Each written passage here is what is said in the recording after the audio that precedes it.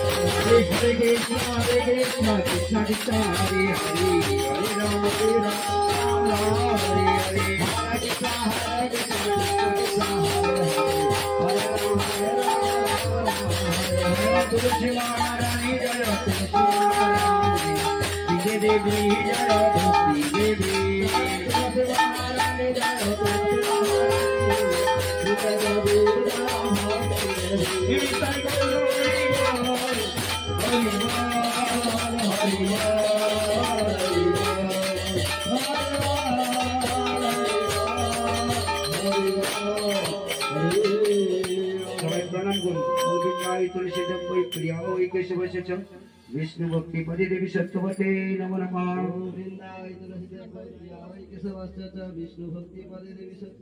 ओम वृंदाय तुलसी देवै प्रिया होई केशवस्य च विष्णु भक्ति पदे देवी सत्यवते नमो नमः। ओम वृंदाय तुलसी देवै प्रिया होई केशवस्य च विष्णु भक्ति पदे देवी सत्यवते। ओम वृंदाय तुलसी देवै प्रिया होई केशवस्य च विष्णु भक्ति पदे देवी सत्यवते नमो नमः। ओम वृंदाय तुलसी देवै प्रिया होई केशवस्य च विष्णु भक्ति पदे देवी सत्यवते। जय श्रद्धा भक्ति पदाय तुलसी महारानी की, विद्या देवी की, भक्ति देवी की, पंचाकल्पतरुश्च पास भवतो पतितानां पावनानां